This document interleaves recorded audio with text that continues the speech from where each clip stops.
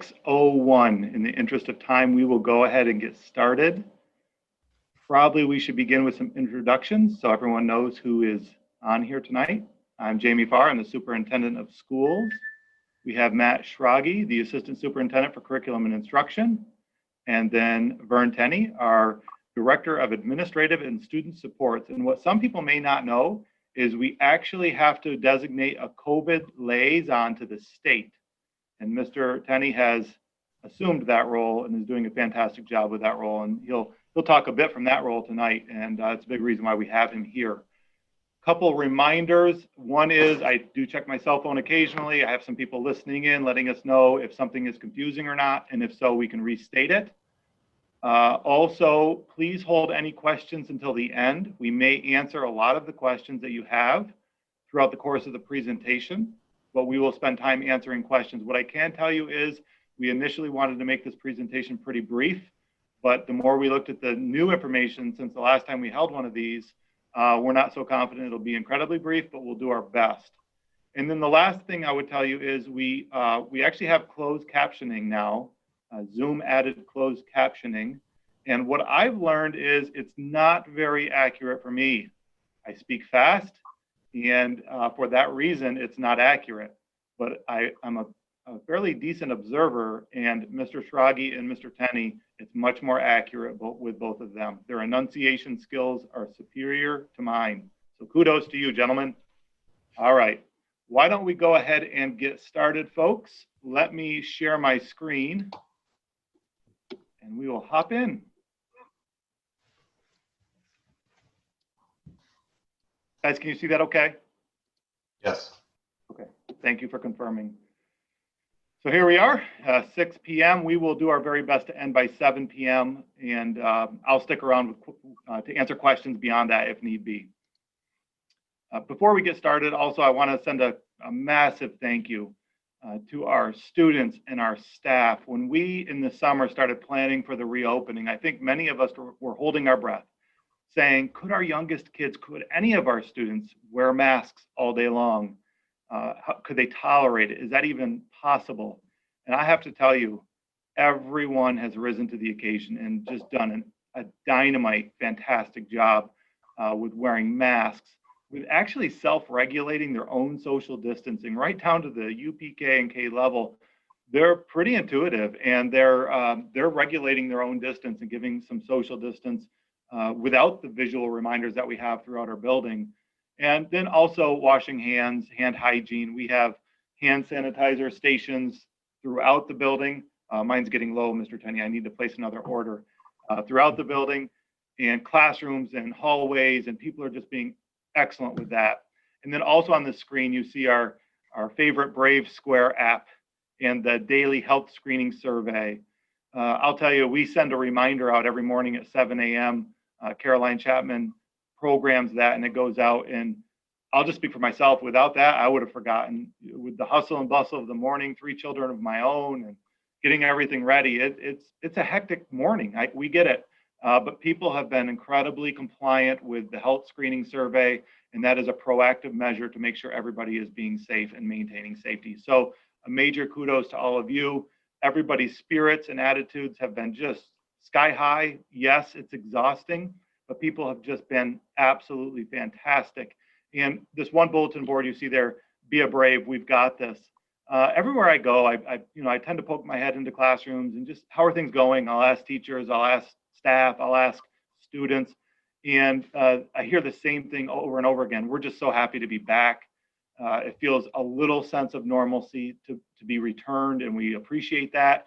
And we don't want it to go back the other way. People are really adamant about that. They want it to progress in the positive direction, returning to normal. And so thank you to everybody.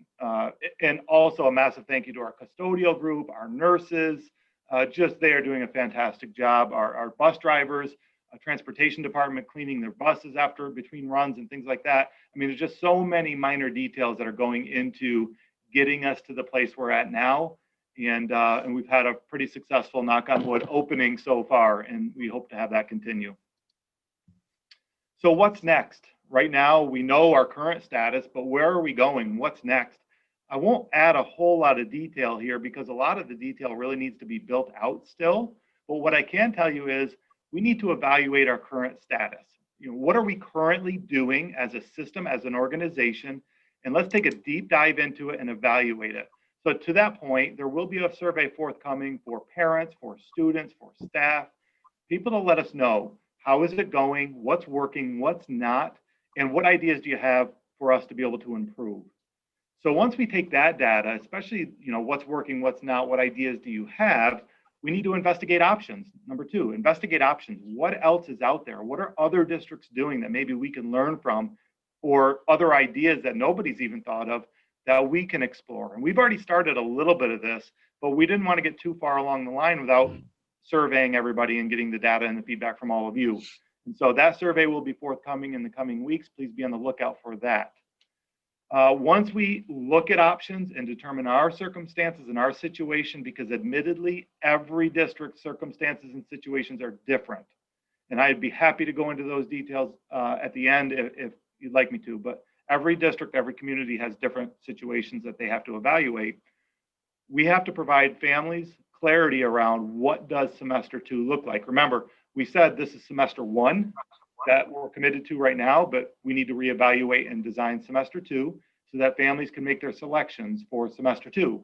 Ideally, we'd all be back and things would be normal. But based on what I see happening right now, I think that is, I think that's a little bit of a long shot, but I'm the eternal optimist and I'm still hoping that we can move towards normal and continue to move towards normal. And then, so once we can provide parents and families clarity around what semester 2 looks like, we will ask you to make your semester 2 selections. And so if there's any changes happening based on what learning platform you're selecting, we need time to schedule that and make that happen. Part of the issues we've had with technology this year had a lot to do with, we had a narrow window to schedule, and linking our different learning management, student management, all of those different things, they need to be able to link and to load with one another. We didn't have the time to do that. And so we had a struggle with technology at the beginning of the year. It is slowly but surely improving all the time. But we'll need those selections. So to give you an idea, we'll need these selections. We'll need to be at this point, certainly by the end of November, if not before that. There is a lot of work to do. And so we have a lot of work to do to get us there. But remember, semester 2 begins February 1st of 2021. And so more to be shared on that topic, and please be on the lookout. I love the pictures that we see on this slide here. We have a teacher teaching a virtual class, and then we have some students, and it's clear to see smiles through masks. You can see a smile in your eyes, and that's been really great. In fact, this picture in the top right actually landed on the front page of a New York State publication for school board members. And so talking about a trend across New York State, this is a kindergartner, where kindergarten classes have dropped in size, because where traditionally families have a choice, in some situations, depending on when their birthday is, they could send their children to school this year or next year to start kindergarten. Some families that had that choice decided to wait. And so across the state, we see a dip in kindergarten class size. So that's what the article talked about. And we've definitely seen that dip here as well. So as a reminder, this is where we are. I feel like I've skipped a slide or two, but perhaps I haven't. Let me make sure. Yep, I'm all right. So this is where we are. This is our semester 1 offering. On the left-hand side, we had the complete virtual group, and we've really continued to build that out and offer more opportunities and be responsive to the community as best we can with the resources we have and the capacity that we have. And then preference 2 is in-person. In the middle, you see the highlighted hybrid situation where kids are coming 2 out of 5 days a week. Some students are coming 4 out of 5, depending on their academic needs. But that was a continuum. It could move up to all in person 5 days a week or down to completely remote. I think all of us went into this with a hope that we could move from the hybrid up to the full in person throughout the course of the first semester. There has been no leniency given on the state regulations around reopening, so we haven't been able to move up. And we are seeing in our region, certainly in the state, but even in our region, some schools have been moved from the hybrid down to remote because of infection rates and exposures. We are 6 weeks in for students, I believe, and 7 for staff. I've got the nod of yes. It's all blurring sometimes, but we're doing, knock on wood, we're doing the very best we can to control the things that we can control. And at the very least, we haven't at this point been moved down to remote, but we have to keep that in mind, and we'll talk a bit about that in a moment. So I want to mention, hopefully you've seen this before, because this was actually unveiled last week by Governor Cuomo. He's calling it his Cluster Action Initiative. And so across New York State, there are regions and areas that have a cluster of infections. And so a heightened infection rate in a small area.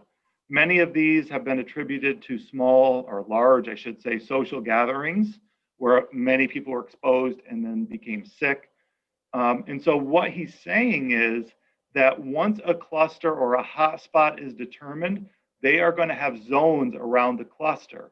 And so there'll be a red cluster, which is most immediate to the hotspot, to the heightened infection rate. Then there'll be an orange, that's the next most perimeter. And then there'll be a yellow that's a little bit further from the orange perimeter, all around that hotspot cluster. And so this is an example of Brooklyn, where they have the red hotspot. They have this orange cluster around it that's a little bit further out. And then they have the yellow cluster beyond that.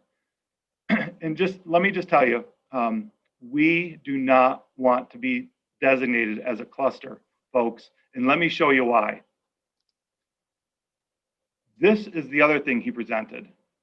When a cluster is determined, whether you're red, orange, or yellow, the schools are down here. So if we fall into a cluster zone that's designated red or orange, schools have to close entirely and shift completely to remote. And so if we look back at this Brooklyn example, everyone in the red and orange now had to shift to remote. No more in-person learning for the time being. And then if you're in the yellow, you can still have school in person, but you're required to do right now 20% random pool testing of students and teachers. Well, it says teachers, staff, and students. So staff and students, 20% random pool testing weekly. The random pool testing is a saliva test that we would get from our local Department of Health, and then we would randomly test 20% of our in-person students if we were in the yellow zone. And so in this, everyone in this yellow zone, any school in there, has to randomly test 20% of their students weekly. It's called pool testing, in order to remain open. And the governor actually signed an executive order today that if a school doesn't comply with that, he will not give them their state aid. And so that obviously financially would be devastating for a school. So this is being recorded. We will upload it. That's a lot of information to take in, and it also talks about worship and mass gatherings, business and dining, what happens in those zones as well.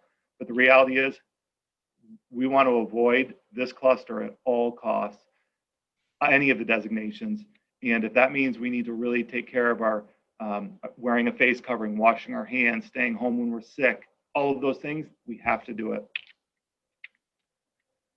But if we are forced to shift to a fully remote, we can no longer have in-person instruction. This is what you can expect as a staff, and this is what you can expect as parents and students. What we heard loud and clear in the spring is there were some inconsistencies around how instruction was delivered. And that made it difficult. It actually it pitted different things against different things. And we don't want to go down that road. We want there to be consistency and have a common expectation. So if we are closed, and we're closed for less than 2 weeks, all right, if we know we're closing for less than 2 weeks based on our current closure status, and that will be determined by the Department of Health and the governor, then for virtual students, the students that are fully virtual, they pick option 1, nothing will change. They will continue to learn exactly how they've been learning with the synchronous classes 4 out of 5 days and the asynchronous work on Wednesdays. For the families who picked in-person or hybrid, those students will actually shift to remote asynchronous learning for the first 2 weeks. Now there's a reason behind that. Many of the families, if we were forced to do that, they don't have the capacity to support synchronous learning during the school day. Perhaps their children are going to childcare, or older kids are watching younger siblings or cousins or neighbors, and we understand the hardship that would cause. So for the first 2 weeks, the work would be asynchronous. But if the closure was longer than 2 weeks, once the closure goes longer than 2 weeks, students who are virtual and students who are in the in-person/hybrid that are now shifted to remote will actually have the same instructional delivery every week. And so I won't go through all of this stuff on here. Again, this will be on our website, the slideshow, the presentation. You can explore this, but just to summarize, what you'll see is all students will learn asynchronously on Monday. They will learn synchronously on Tuesday. On Wednesday, they will learn asynchronously, plus there'll be office hours where teachers can provide synchronous support. On Thursday, there'll be asynchronous learning. And on Friday, there'll be synchronous learning. All right, so in essence, what everyone will be receiving for instruction are 2 days of synchronous and 3 days of asynchronous plus 1 office hour opportunity, which is exactly what our in-person/hybrid kids are getting currently. And so that will be the common expectation across the board for all of our students, whether they're virtual or in-person/hybrid, if we're forced to close for greater than 2 weeks because we're in this red or orange zone here. Okay, I think I explained that clearly, but if not, we can answer questions about it at the end. At this time, I'm going to turn it over to Mr. Tenney, who will talk about a variety of things that's specific to Department of Health, return to learn, return to work, and it is complex. And so I ask you to pay really special attention to this. Mr. Tenney? Thank you, Mr. Farr. I first want to give a shout out to our nursing staff. They have done an incredible job with really monitoring students and also tracking student illnesses, as well as trying to inform our families of this flow sheet. So what I want to do is I want to direct your attention to the upper left-hand corner as if you were reading from this document. This document is simply a flow sheet for both students and staff. This will determine whether or not a student or staff member can come to school on any given day. These are also directly aligned to our health screener from Brave Square that we did adjust when the New York State Department of Health came out with this new guidance. So you're aware it is actually new guidance that we have been participating with Ontario County Public Health, as well as the New York State Department of Health, on really truly understanding and unpacking this. So at the upper left-hand corner, I ask that you follow along as if you're reading a document. In the upper left-hand corner, the first question we ask is, in the past 10 days, have you been tested for COVID-19? And if the answer is yes, then you move to the box below. The question below that is basically, have you got the result yet? Is the result positive? If you are tested for COVID and it is a positive result, Department of Health will take over and they will put you in isolation, and they will put your family members, household members, in quarantine. They will also do then some contact tracing. So let's say in the past 10 days, you have had a COVID-19 test, but it's negative. So, or you haven't had a COVID test. You move to the next box. The next box says in the last 14 days, has the student or staff member traveled outside of the country into an area that the CDC has basically identified as a hot zone? Or have you traveled to a state in the United States that is on our New York State travel advisory list? Or have you been designated a contact of a person who has tested positive by the health department? We've had some questions here about the travel advisory list. If you travel outside of New York and you are in a state that is on this travel advisory list, and you actually are staying in that state for upwards of 12 to 24 hours, then you are considered to have been in a travel advisory state. If you are traveling through a state, say let's say Pennsylvania was on this list. It's not, but let's just say you're traveling from New York to Ohio, and you drive through Pennsylvania. Just because you drive through a state that is on the travel advisory list, that does not apply to you as being in a state on the travel advisory list. If, however, you stay in a state on the list, you now must abide by the Department of Health rules, which would put you into a home quarantine. I advise every single person that I hear that is traveling outside of New York, I advise them to go to the New York State coronavirus page to look at the travel advisory guidance. There is a place where you can actually put your name into, so you would be assisted with contact tracing. I bring this up because if you travel outside of New York into a state that is on the advisory list and you use that form, oftentimes the contact tracers have been able to work with the person to get them out of quarantine prior to the full 14 days. If you're a student or a staff member that travels outside of New York into one of these zones, one of these states, and you do not use that New York State advisory form that they have on their website, you will be out 14 calendar days. Only the Department of Health, through the use of that form, can get you out of that 14-day quarantine early.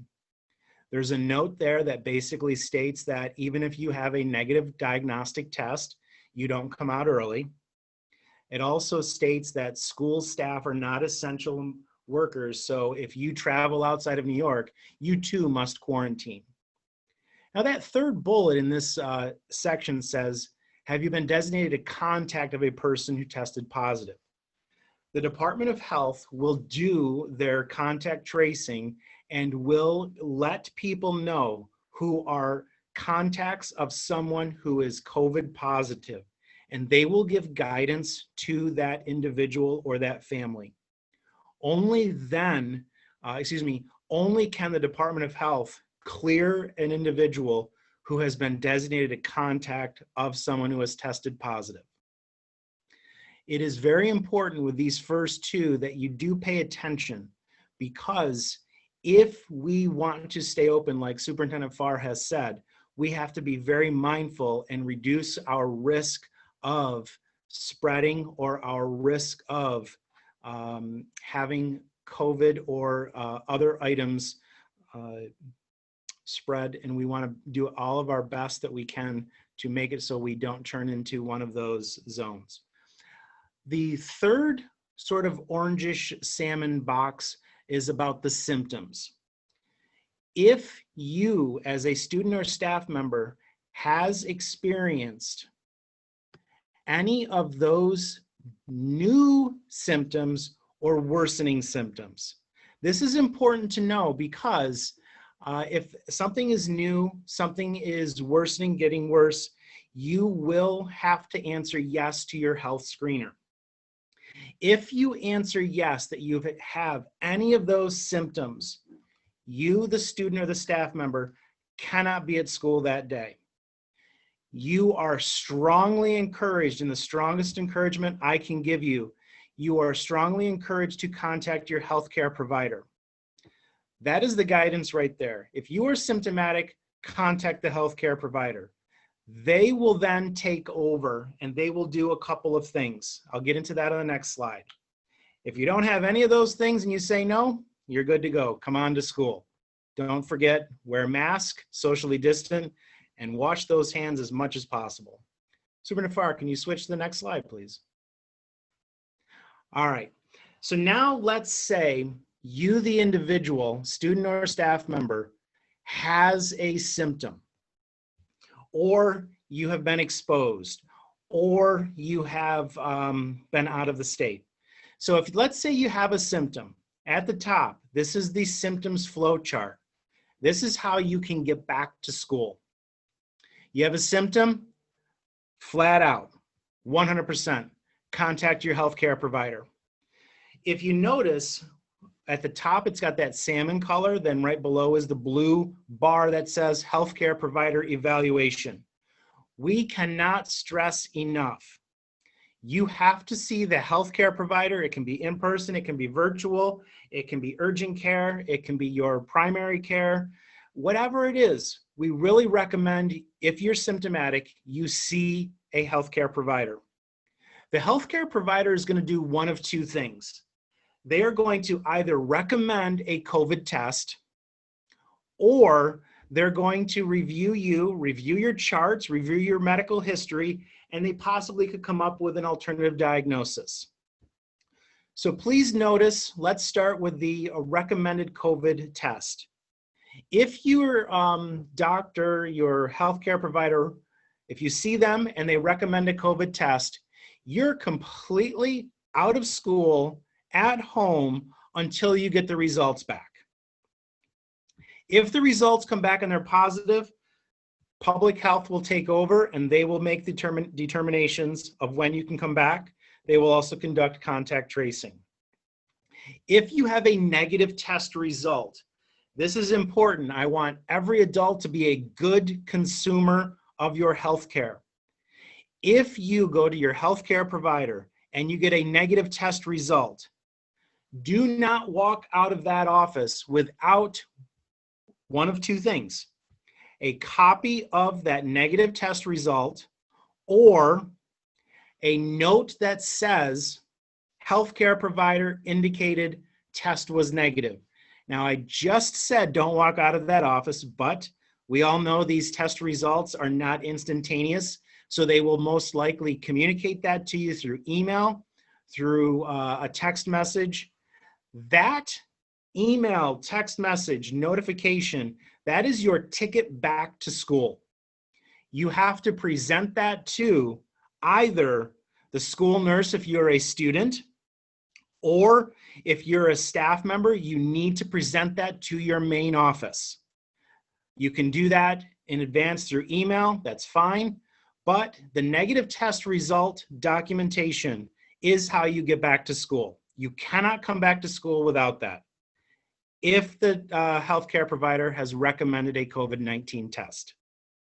Now, let's say you go to your healthcare provider and they do not recommend, based on your symptoms, based on your medical history and how you're presenting, they don't recommend a COVID-19 test. They come up with an alternative diagnosis. If you are at your healthcare provider and they're going down this road of an alternative diagnosis, be a good consumer of your healthcare. If they give you that alternative diagnosis, walk out of that office with a hard copy or an electronic copy that you have seen that has the following. Right below that arrow, I'm going to point a few things out. Your healthcare provider must explain the alternative diagnosis. They cannot just say unconfirmed illness. They cannot just say cold. Though that healthcare provider has to give explicit explanation or terminology that does provide the alternative diagnosis. They also need to have a statement on there that says COVID-19 is not suspected. Those parts of a note are required. The nurses in the school cannot accept a note that says generic unconfirmed illnesses, and the medical community knows the terminology that does that. Basically, at the bottom, it says viral respiratory illness, viral gastritis. Those do not cut it.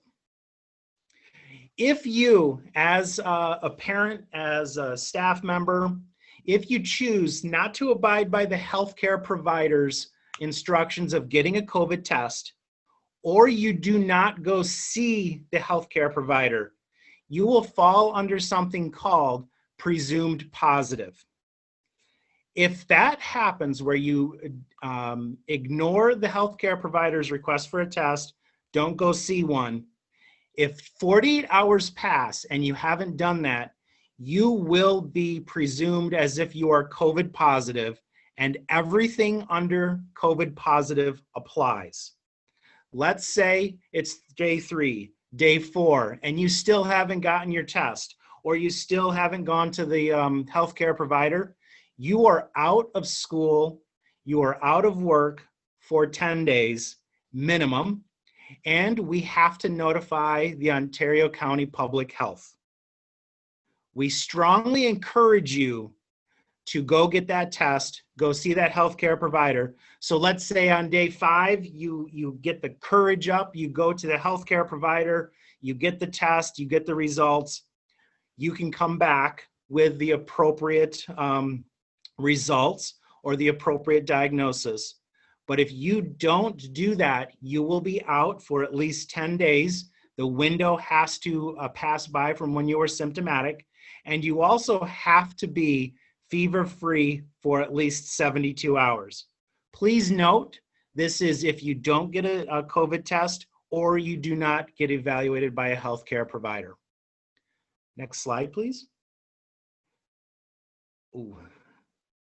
Okay. I'm sorry that. Next slide after that. That's the one I want. There we go. This is quite of an important slide here. This slide at the top says COVID-19 exclusion protocol for contacts. This was very confusing across the state, and a lot of us didn't know what this really meant until it was explained by the Department of Health. If you have a family member, a friend, somebody you are close with who does come down with symptoms and has to see their healthcare provider, this is where you will fall in line. So let's say, for example, my brother, who I'm very close with, comes down with symptoms. Now, I'm with my brother every day. And let's say my brother gets an evaluation within 48 hours. This is where I'm following the flow chart in the yellow box. My brother gets an evaluation within 48 hours. The healthcare provider gives an alternative diagnosis. I, the contact, am clear. No exclusions required of me. Let's say my brother is told to get a COVID-19 diagnostic test, but he refuses. Notice the red box, it's a little orangish. We have to follow the protocols on the page that I just showed you to assist the local health department to do a full investigation. He's presumed positive because he refused, and because I was a close contact, I now am falling under that isolation. When you see this, the bottom boxes that are green and reddish orange, those are the contact results of someone who has been exposed to somebody who is symptomatic. So please take note of this. This is very important to know. So I have been physically close to and exposed to my brother. My brother is symptomatic. Nowhere on here does it say someone who I then secondarily have been connected with. Example, my brother and I are out together the whole time. He's the one that's, symptomatic. And then my brother goes away, he does his thing, and then I'm now with a bunch of other people. Let's say my coworkers. Let's say my wife. My coworkers, they are not a contact of somebody who is symptomatic. My wife, my coworkers, my friends, they're fine. It only occurs with the chain of the person who has been directly in contact with somebody who is symptomatic. This is critical because we are a large community. Somebody is bound to get ill, and when they have their symptoms, they need to be seen. If they are not seen within 48 hours, you will notice through here, and I'm not going to read it all to you, but you will notice all of those things that can happen with someone is presumed positive or waiting for their results. This is a lot to digest. We will include the protocols as well as the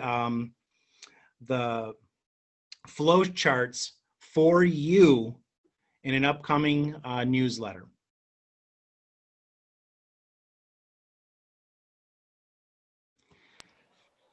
We want to emphasize how serious we take a lot of the items that we can do environmentally to really prevent the spread of we do it as best we can to prevent the spread of really any virus.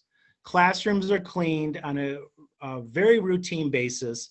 Each classroom has a cleaning solution. It's a squirt bottle. Classrooms have cloths to wipe down surfaces, the high touch surfaces. Common areas are hit many times a day by our custodial staff. They are walking around, wiping doorknobs, wiping railings, wiping as many surfaces as they can throughout the day.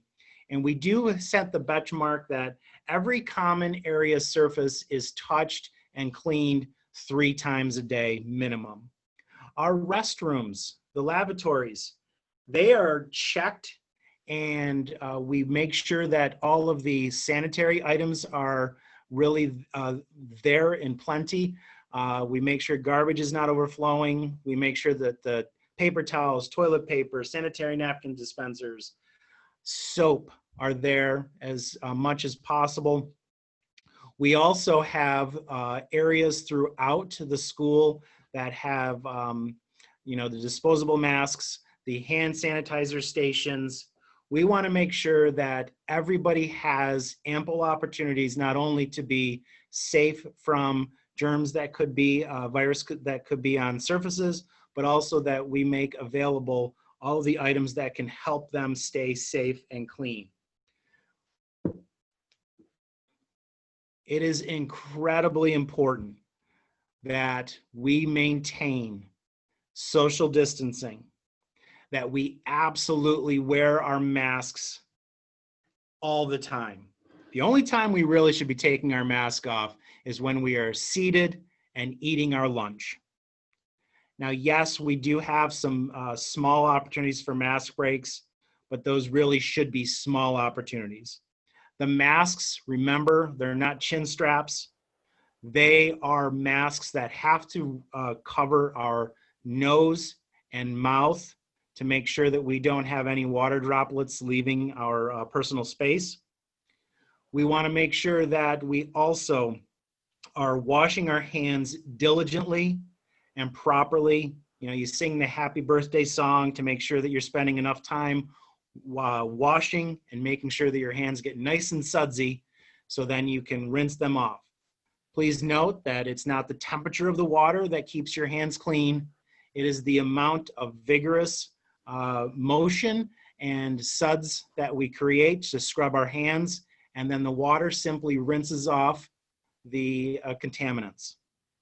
If your hands are soiled, never use hand sani. Wash the hands. Keep those patties clean. Thanks. Thank you, Mr. Tenney. As you can see, very knowledgeable. So we really appreciate having his expertise in the work that he's doing. I'll turn it over now to Mr. Stragi, who will really focus on our instructional updates. Mr. Stragi, thanks for being with us. Thank you, Mr. Farr. I'm noticing the closed captioning, it's referring to me as Mr. Froggy, which is a lot of fun. So good evening, everyone. Just want to give you a few updates about what's happening with all things curriculum and instruction in the district. We've been giving a lot of thanks, and a lot of thanks certainly needs to go to our building level administrative teams, as well as our teachers.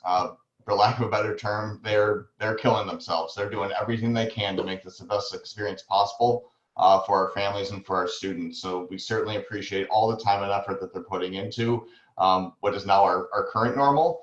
But to try to give you a sense of what has occurred up to this point, it's almost as if what hasn't occurred. We've done a tremendous amount of work to try to allow time for teachers to collaborate in professional learning and planning to best support the implementation of curriculum instruction across the district. To that end, we've used our Wednesday time to certainly provide teachers with ongoing opportunities to collaborate, to develop lessons, and to engage in professional learning so that they can deliver lessons in whether it's in a virtual space or the blend of remote or hybrid, depending upon the model students are engaging in. We've also provided additional resources to teachers to better deliver instruction. That includes technological resources. It includes perhaps the purchase of new tools, training in those new tools to try to help better match the instruction to the particular preference that families have selected. We've also listened to a lot of the feedback to try to make the delivery of instruction as seamless as possible. We know that it hasn't gone without a few hiccups. And our tech team is another group of people that have worked around the clock to make sure that the speed of our network, the fidelity of our devices, things working as seamlessly as possible, like Schoology, Brave Square, Infinite Campus. These are tools that are critical to our success. We do recognize we have had, as I mentioned, a few bumps in the road along the way, but we feel very strongly that we're hitting our stride at this point, and we're going to continue to look for efficiencies in order to help to deliver the best experience possible for all of you, especially our students. If we can go to the next slide, Mr. Farr. So what's next? It's a lot of the same, really. We need to continue to explore opportunities for training and provide resources to our instructional staff that's responsive rather to student needs and to their needs as well. What we continue to wait for is any updates from the New York State Department of Education regarding curriculum instruction and assessment. At their most recent update in September and into early October, things seem to remain status quo. That includes the potential for Regents exams or 3-8 assessments. I say that now as that's our current state, but much like last spring, that always has the capacity to change, and it's something we're monitoring very closely. It is an end result of something that we might need to address, but the reality is right now that we're just doing our best to try to deliver the best possible instructional experiences for students. If we have to engage in those assessments, we'll certainly cross that bridge as we come to it. But right now, our main focus is on teaching and learning, looking at what data that we currently have at our fingertips to use it to help best meet student needs. And that information has been critically important for us at the early start of the school year, considering we didn't have as much as that data as we typically might to end the previous school year to help support our work in this current school year. And more specifically, we're looking at always opportunities for us to be more efficient. We do know and continue to receive and appreciate feedback from all of you regarding the tools that we're utilizing, things like Schoology, Seesaw, Infinite Campus, and Brave Square. We do know that there's always the potential that this technology might change and improve. And these companies that we're working with are also finding themselves to be just as overwhelmed as we are with trying to stay afloat and to maintain a certain level of customer service and delivery of a product that we all can be satisfied with. As they do that, we're doing our best to respond to any updates or enhancements that they provide to us. And we're going to be doing our best to provide any kind of training or delivery of these resources to our staff if it ultimately results in a better student experience and experience for our families. Next slide, Mr. Farr, please. As I referenced, we do have almost four main systems. Two of those systems are similar in terms of their focus and purpose. Schoology and Seesaw. Schoology is being utilized in grades 3 through 12. Seesaw is being utilized for our UPK2 students. These are serving as our learning management systems. So when you're working either in person, virtually, or even remotely, students are accessing instructional materials through these two learning management systems. And their design is to allow students to have that access, but to submit assignments, receive feedback from the teachers about the work that they're completing. This is the main location for that. Infinite Campus is the bridge between Seesaw and Schoology and Brave Square, which is our communication tool. Infinite Campus houses things such as attendance, information about grades, At the 612 level, as you'll find out soon, we are coming up on 5-week reports already, so you can expect to see those very shortly. But those will be delivered through Brave Square, which is our communication tool. And again, that communication tool is where you can receive secure documents like grades, for example. But our teachers, as well as the district, has utilized this resource to try to help that serve as a one-stop shop for communication. Second to last slide for myself is just a reminder, we have had this posted on our website. In the event that you need support for your technological devices, Chromebooks in particular, on a remote learning day or for our virtual students, please access the information that's listed here. This visual indicates where our recently open tech help location is placed at the Academy. If you are looking to try to set up an appointment, please utilize the tech help email address to set one up, or call the number at the bottom of the slide. The intent here is to try to give you some more immediate access and almost customer service for you to be able to address any kind of tech needs if it's not on an in-person day, or if in fact you're a virtual student. So utilize either the phone number or the email address to set up an appointment, and we'll be happy to reach out to you and hopefully support any needs that you have. And finally, just an overall reminder, next Thursday is our virtual open house. It'll be an open house unlike any other. Our teachers spent time this week developing the presentations for you. You will get a Brave Square notification about when the open house information for all students UPK 12 will be available for you to access. Our teachers are putting together shorter videos combined with information about their courses or grade levels, or what their specific roles are in the district. And we hope it is an evening that gives you as much information as possible and does its very best to mimic what an open house experience would be like. We know that we all would, of course, prefer to be in person and meet one another face to face, but we do hope that this is a satisfactory substitute for not being able to hold what we would typically have with an open house. So look for that information starting at 6 p.m. next Thursday, and we do hope that you enjoy that opportunity. So Mr. Farr, I'll turn it over to you to wrap things up. Thank you very much, Mr. Froggy. Really appreciate it. And just wanted to say once again, thank you to everybody. Really, there's a quote here, but essentially every individual doing what we hope they're doing to keep us safe, to keep us moving and progressing is so incredibly important. So thank you to all of you who are doing so much to keep us safe and moving forward towards normal. I wanted to talk a little bit about, jump right into questions. We'll take some questions for a little while, but before I do that, no, we'll just keep it as such for now, I think.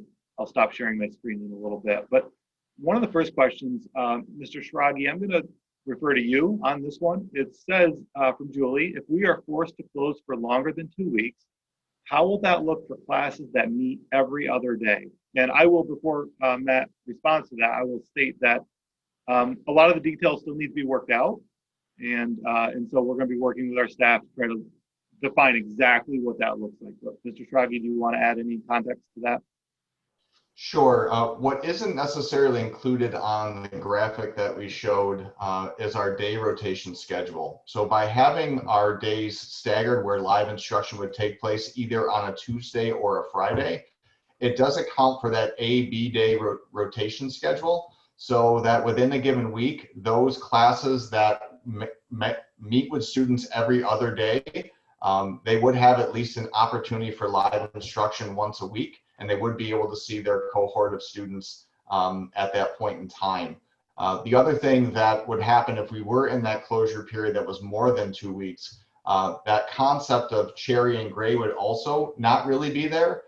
It would be an opportunity for students when you are learning live from those teachers that you would actually be learning at the same time. So that's a subtle nuance of that as well. But again, that rotation schedule does allow for teachers that might see students every other day, at least the once a week opportunity to engage in live instruction with their students. Thank you, Mr. Schrage. The next question I'll take, and it's actually in here a couple times, so I'll answer it once. Why will students who are totally virtual now have to shift in their instructional schedule and kind of be the same as a hybrid group if we're closed for longer than 2 weeks? Thinking back to the part that I shared about, and that one's on me, I'll totally own that. When we were planning the first semester structure, the hope was that if we were forced to shut down, virtual students can continue to learn in the fashion that they were learning all along. The issue is, or at least what I was hoping would happen, or I assumed would happen, is the teachers who became the virtual teachers would be people who either had their own compromised immune systems and needed to stay home and be isolated, or preferred to work virtually. And what we actually found was it was hard to find instructional staff that wanted to be virtual teachers. They pretty much all wanted to be back in person. So we had to go through a process to assign virtual teachers by either convincing teachers to do it or going to the least senior to do it. And so what that means is if we were to be shut down, many of those teachers may be trying to balance their own personal and professional life. They maybe have a family that now they have young kids at home. And so what that means is they may not be available to offer the synchronous every single day like the normal schedule would allow, because they're also watching their own children, and then there'd be, in an asynchronous format, they would be doing some of that work when their kids were sleeping or at night in the evenings. That's the reality of the situation. And so the other piece of it is if a teacher can't juggle both, they do have FMLA leave at their exposure. And so if a number of teachers took that leave, we would not be able to staff. And this is not a Canandaigua specific issue. This is a statewide issue that we need to address. And we need to find that balance where people can still balance their professional and personal life. Had we had all the teachers who became virtual teachers were by choice, that they chose to do that, we would have been able to keep that program going if we were forced to close. But because that was not the case, not even close to the case, we will not have the capacity to do that. But what I will tell you is we've heard a lot of positive things with the hybrid format, with the 2 days of synchronous, the 3 days of asynchronous. We hear from people all the time, no, it is not perfect. There are some struggles, just like there is with virtual. But overall, things have been going very well with that format. And we would hope it will too if we have to shut down. So the next couple, Mr. Tenney, I will throw your way because it's really the what if scenarios. One says if a student in a classroom is sent home with symptoms of COVID and they do not get a test done, are they presumed that they're positive? Is that correct? And if so, what happens to the staff and other kids in that room? Are they presumed to be exposed to someone who's positive and now have to test? That's a great question. And when we have had our presumed positive situations, we have worked directly with the Department of Health.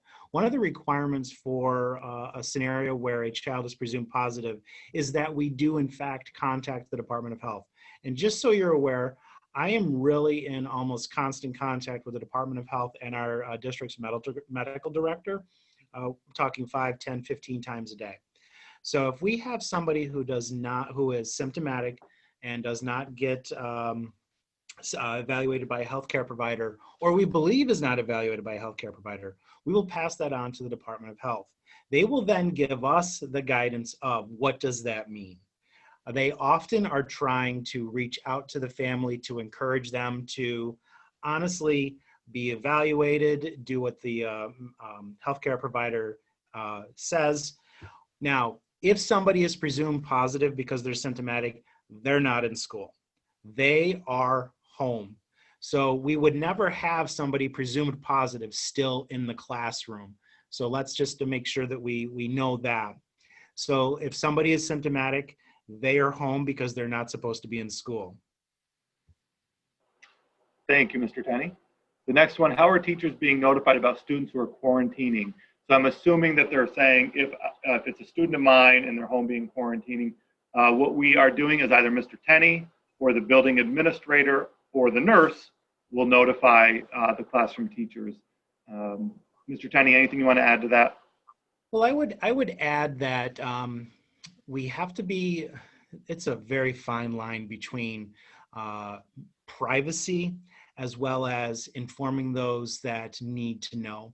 And let's say that we have a situation where we're assisting the Department of Health with contact tracing.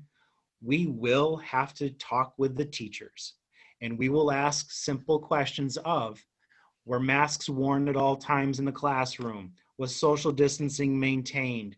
Were there any interactions that were less than, violating social distancing, masks off, etc.? So if there is ever a situation where there is somebody who is symptomatic, or somebody who has even tested positive, that we're helping with the contact tracing, we will assist with asking those questions. So if there is a concern, we will be speaking directly with teachers, asking those very pointed questions. If there is a child who is out because they are a contact and they are quarantined, they will be out for whatever required number of days that the Department of Health has informed us and informed the family. And you will know, based on a child being out for an extended period of time, there's a couple ways for you to know the answer to that question. Thank you, Mr. Tenney. The next one is, what does PES special area classes look like if the district closes for more than 2 weeks? Mr. Schrage, would you like to take that one? Kind of links into the answer you had a little bit earlier. Yeah, I think, and also as you mentioned, we'll have to iron out some of the details, but in concept, we would have to do our best to look at that schedule. And when we're thinking about the amount of live instruction that students would be receiving, it would be a match to what other students would be getting. So we'd have to take a look at our schedule and try to account for that 2 days of live instruction for students across the complex, which might mean we may have to make some adjustments to what the current schedule that virtual students are currently receiving. So there could be some adjustments to that for sure. Thank you. Why aren't middle school and high school teachers recording their Monday, Tuesday lessons and their Thursday, Friday, so that when the kids aren't there, they can watch their lessons virtually? Some teachers are doing that, and this question does acknowledge that. There's a few answers to that. Some teachers, it depends on how they structure their day. Sometimes their Monday, Tuesday lessons actually are the same as the Thursday and Friday, depending how they structured the cycle. The other reason I would add is because we don't have all the equipment and technology to record lessons effectively in every single classroom. A lot of those pieces of equipment are on back order and really difficult to obtain. We have many orders in for those, and some have arrived, but not all. And so that's also another reason. And again, Matt Schrage, if you want to add into that, you're more than welcome to. Yeah, predominantly that's one of the reasons why we may not have that same level of capacity. It's also between cameras themselves, or even microphones and sound systems and things of that nature. That's some of the equipment we're hoping to acquire for as many teachers as possible. But those that currently have access to it are utilizing them. Thank you. The next question from Melanie is, are we worried about, if we're shifting all the kids in the district to do the synchronous learning on the same 2 days, do we worry about congestion with technology and access at home? We've provisioned a number of different changes in the last few weeks that we believe will alleviate that concern in the future, but it's a great point. If it does become a concern, we may look to do the primary elementary school, their synchronous days will be different than the secondary students. If we see that that creates a congestion, we may need to be nimble and make a shift for that reason. But it's a great point, Melanie. It's something we need to closely look at. Lauren's asking, do I think it's possible we'll shut down in the future? And what I would tell you is anything's possible. We're seeing schools that border us that have been shut down for a few weeks, a month, because of an outbreak, because of a tremendous amount of exposure in their building, or because it's been a staff exposure and now they can't staff in a busing or transportation department, for example. That has happened in our region. And so I think it is possible, but that's why we need to be prepared for anything. Courtney did a follow-up question to that one that you just answered, Matt. She was more asking about she's teaching virtual, and so what about those special areas for virtual students? And I would say it's the same thing. You would offer 2 synchronous opportunities and 3 asynchronous opportunities and an office hours.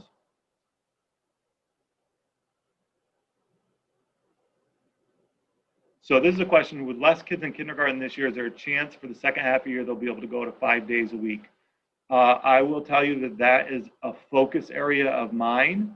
How can we move our primary elementary school students to 5 days a week safely? We've talked about it a little bit as a leadership team. I've actually been in touch with Bob Duffy and the folks at Governor Cuomo's office to inquire about possibilities being creative and putting a special focus on our primary elementary students for the second semester, knowing that for the most part, they're not as independent of learners and they need childcare. They typically can't be home alone. And so what can we do to bring those students 5 days a week? I don't know if I'll be able to get us to that point, but I am hopeful and we are working really hard to make that happen if we can do it safely.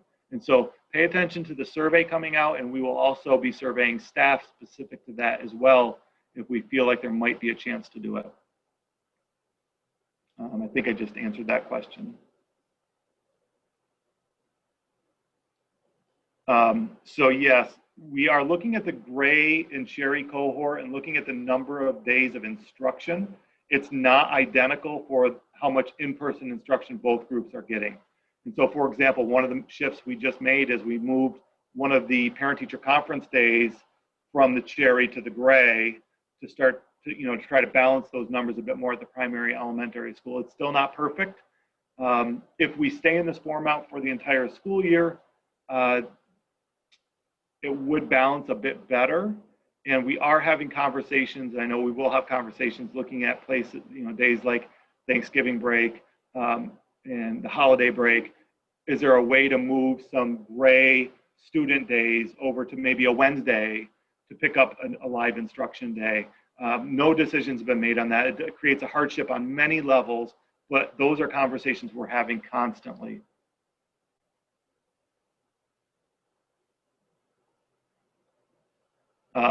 What can be done about children who know they can stay home just by saying they're sick to avoid school? That's even non-COVID days, right? Yeah. Vern, looks like you wanted to speak to that. Yeah. So that is something that parents have brought forth. We've also had some, if it's not, they want to play the game of, I feel sick, I have a tummy ache, I don't want to go to school today. We also have those children that have the exact opposite, where their anxiety is so intense that it does manifest itself, psychosomatically. So when it comes to either of those ends of the spectrum, we need to partner with you, the parents, because if you have a child that is playing a game, work with your school nurses, work with, give me a call, and I can help walk you through. The child that has the intense anxiety that does manifest itself in some of the symptoms of COVID, the first time the child has to be seen by a healthcare provider, and if they are then have a documented history of anxiety that does result in, nausea, stomach ache, stuff like that. And that first time they have that diagnosis, the next times, if the symptoms are the exact same, they would not need to see the healthcare provider because we have the documented alternative diagnosis. But let's say your child says, "Ooh, I have a headache today," and then all of a sudden they're playing around. The terminology is new and worsening. So if your child is demonstrating symptoms that you as the parent, or you want to have the contact with the healthcare provider or the school nurse, and it is not something that is a real symptom, work with us and we can possibly assist with those school avoidance behaviors. But I do know what you're saying. Someone crying COVID to miss school. So the next question is, the two learning plans is less than 2 weeks or more than 2 weeks. What happens if it's exactly 2 weeks? So the one that says less than 2 weeks should say 2 weeks or less. So if it's exactly 2 weeks, it'll be the plan that's less than 2 weeks. We need to make that edit. So thank you for catching that. Wendy asked about including parent-teacher signups at the virtual open house slides. Wendy, I would ask you to check with your building administrator and they will advise you on that one. So if a virtual teacher needs to take FMLA leave, if it's shut down for less than 2 weeks, will there be a substitute to cover virtual teacher classes? I sure hope so, if we can find them. There are a tremendous lack of substitutes all over the country. So anybody listening out there, any parents that would love to sub, please reach out to us. Actually, reach out to Mr. Tenney. He certifies all our subs. Districts are in desperate need of subs.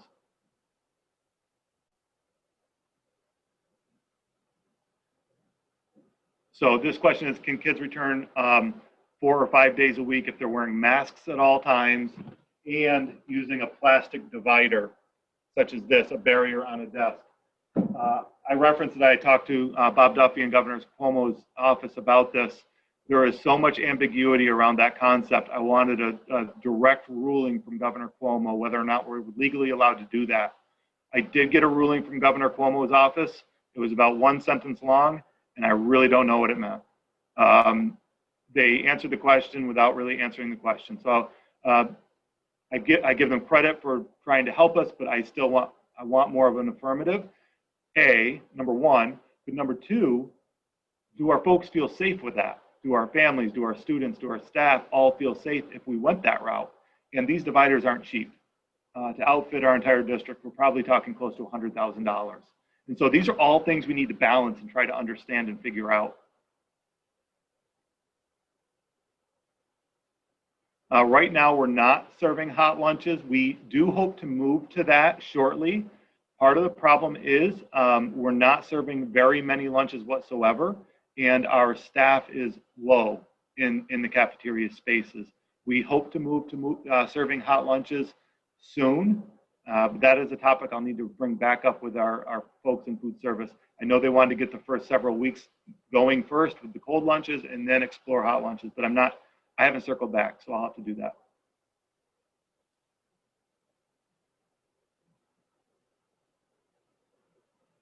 So this is a good question. I think I'm going to try to answer it. If we get shut down, what will those 2 days of synchronous learning and the 3 days of asynchronous learning look like? And I probably should have used this disclaimer from the beginning, and this might answer your question. On those 2 days of synchronous learning, if your child has to go to childcare, what we're going to ask the teachers to do is one of two things: record their synchronous lesson and upload it to Seesaw or Schoology so students can take part in it when they're home and not at childcare, if that doesn't work at childcare, or create a lesson plan that's asynchronous that does, that follows the same learning content that they can do asynchronously. Rumor is there won't be any snow days. Is that true? The kids are begging for no snow days. They love school so much, they just don't want to have snow days. No, I'm kidding. We could apply a waiver at the state level to when the inclement weather comes and we would have to shift to a remote learning day on a snow day. I just don't think it works that easily. When teachers and everybody prepares for a lesson, and then the very next morning everything's shut down, it is hard to shift a lesson to remote quickly. And so what my hope is that if we have to use a snow day or two, that's okay. But if we have to get in 180 days, that's a requirement. And if we don't, then if we have more emergency closure days, we would shift to remote instead of a snow day. That's what I'm hoping we can do. So this is a great question. We do think kindergarten classes will be much larger next year. And yes, we are planning for that staffing wise. That'll happen through the whole budget process. We make class size projections and staffing based on that. We usually have, one extra staff member slotted just in case. And so it's not unusual that we need to prepare for that. So class sizes at the kindergarten level will be favorable. They really need a lot of more individualized attention. Synchronized learning is kind of like what we're doing now, although we'd be able to see you. It's a Zoom session where we see you, you see us, and we can interact. The only way we can interact right now is through the Q&A, but typically we would see you, you can talk to us, and we can talk to you. It's live, synchronous. Asynchronous is a lesson that you would do on your own time. I would upload learning materials and things for you to do and activities, and you would engage in that on your own time. It's asynchronous. But synchronous is live, face-to-face at the same time. Yeah, so synchronous learning for 20 or more of our younger students it's going to be challenging. But what I shared with the staff just the other day in an email is, don't think of it as a traditional class. You may have to, do a mini lesson and then do some independent practice and then maybe some group work, then bring them back. Zoom has the capability to do all of that, and then kind of a closure. So certainly capturing the attention through Zoom for 40 minutes with our kindergarten students is really challenging, and that's not what we'd be looking for you to do. Thanks, Marissa. Will aides be paid if we are shut down again? That's yet to be determined. A lot of that has to do with what's happening from the federal standpoint and federal monies and things along those lines. So, but that has not been determined yet. We certainly want our staff to be with us, and we will do everything we can to keep you with us.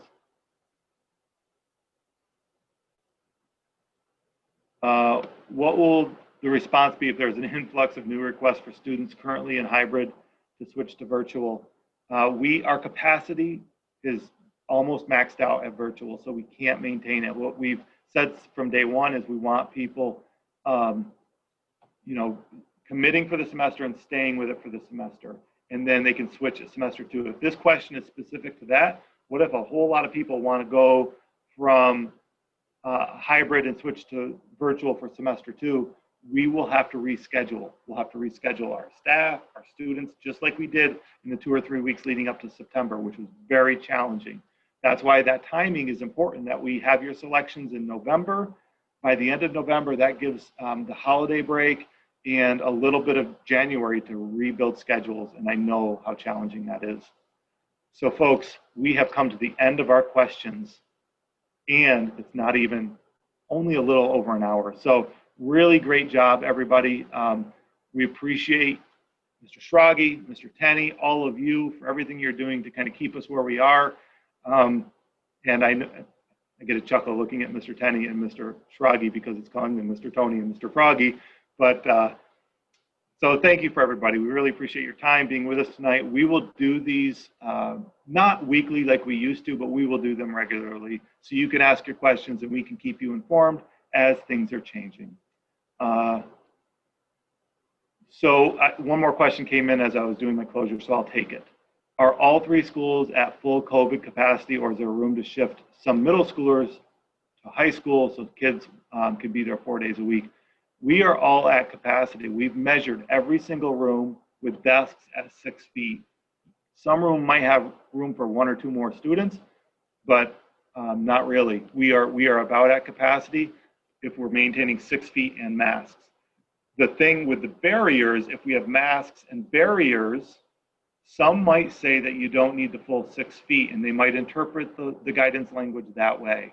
And that's what we're trying to get clarity around, number 1. And number 2, what's the comfort level of our families, our students, and our staff if we were to make that shift? So that's what I was referencing earlier. Okay, now we've gotten through all the questions. I'm going to end this. Mr. Tenney, Mr. Schrage, thank you. It's been a great night. Enjoy yourselves, and we'll be in touch. Take care, everybody. Thank you, Mr. Farr. Good night, all.